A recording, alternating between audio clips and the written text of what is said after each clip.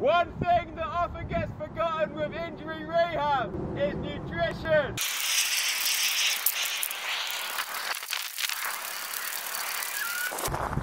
This is unfortunate because if we want to optimize healing and speed up recovery, nutrition is something that we must think about.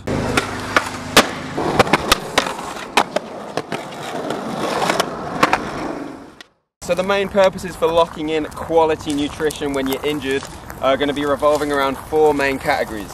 So, number one is just going to be to provide your body with all of the essential nutrients it needs to just function optimally. Number two is to balance inflammation. Now, inflammation is a good thing, it is essential for the healing process, but too much is going to increase healing time, and it's also going to increase the chances of that inflammation causing collateral damage and destroying healthy parts of the body. Number three, we need to give the body all the building blocks it needs to actually do the healing. So number four, we want to reduce the loss of healthy tissues, the breakdown of healthy tissues, which is important because we're already at a high risk of muscle loss from just inactivity that often comes with injuries as well. So we need to get enough calories and also protein, which we're going to get to later, to make sure that our bodies have all of the energy and nutrients that they need to basically repair themselves, to keep them in repair and recovery mode. So this is going to speed up recovery, but it's also going to reduce the risk of our bodies scavenging other nutrients and breaking down other parts of our bodies to get those nutrients. So you might think that because you're sitting around on the sofa, you're not moving as much as you normally would, that your body's going to need less energy, but in reality, a lot of the times it can actually need more energy to basically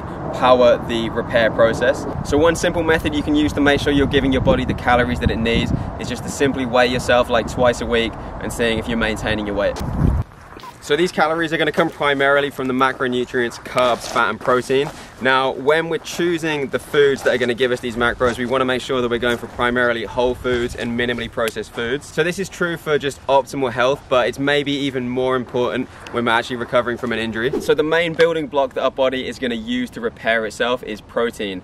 Now, we want to get as much protein as we can from our diet to just reduce the breakdown of healthy tissues, because your body is going to get protein to repair itself, and if you're not getting it from the diet, it's going to break down tissue, it's going to break down your muscle. So the next macro is going to be carbohydrates. So this is going to provide a lot of the energy to actually do the repair process, and getting enough is going to spare breakdown of other muscles. So when it comes down to choosing your carb source, you want to try and be getting mainly slow digesting, higher fiber carbs. So these are going to be foods like oats, some legumes, rice, whole grains, and you want to be trying to limit refined, processed, high sugar foods, as these kind of foods are not only going to slow healing, but they're also going to increase inflammation as well. So next up on the macronutrient platter, we've got fats. Now, fats are also really important for the healing process, and balancing the types of fats that we're eating is going to reduce a lot of excessive inflammation. So the problem is that a lot of people's diets are full of a lot of pro-inflammatory fats. So omega-6s and saturated fats that are found in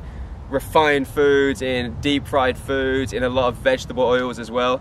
And they don't eat much anti-inflammatory fats, so omega-3s and monounsaturated fats that you find in things like olive oil, walnuts, avocados, fatty fish, fish oil as well. So ideally we want to aim for about 1/3 of each of the 3 fat types.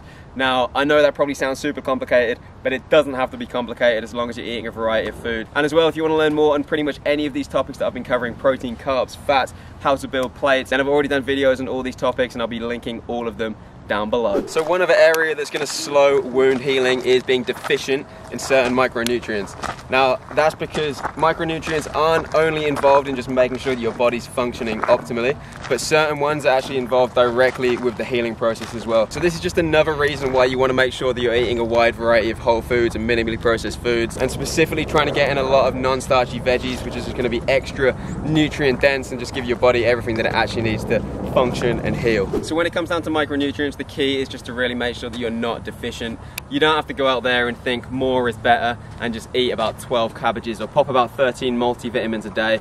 Just making sure you're hitting the recommended amount for each of those is going to keep your body in that optimal state. So you should always aim to get the majority of your nutrients from your diet and from real foods, but there are times when supplements can be useful to help you fill in the gaps. So for example, some kinds of minerals or vitamin supplements might be useful if you can't get them from your diet, or maybe your lifestyle doesn't allow you to, or the place that you live. So creatine monohydrate is also a potentially beneficial supplement when you're injured, because it's going to help maintain strength, endurance and muscle mass as well, which, like I said, that drop in muscle mass is often something that can occur when you're actually injured and inactive, not skating for a while. So another beneficial supplement can also just be the classic protein powder, because when we're in those injured situations, like I said, we're going to be upping protein needs, and it might be difficult to just get all of your protein from real food. You might be like, mate, that's got 12 eggs on that plate, how do you expect me to eat that shit? So you can just blast it in a little cup, knock it back, down the hatchet, and continue with your day. So a final word on some extra anti-inflammatory compounds. So the research boards aren't fully decided yet on exactly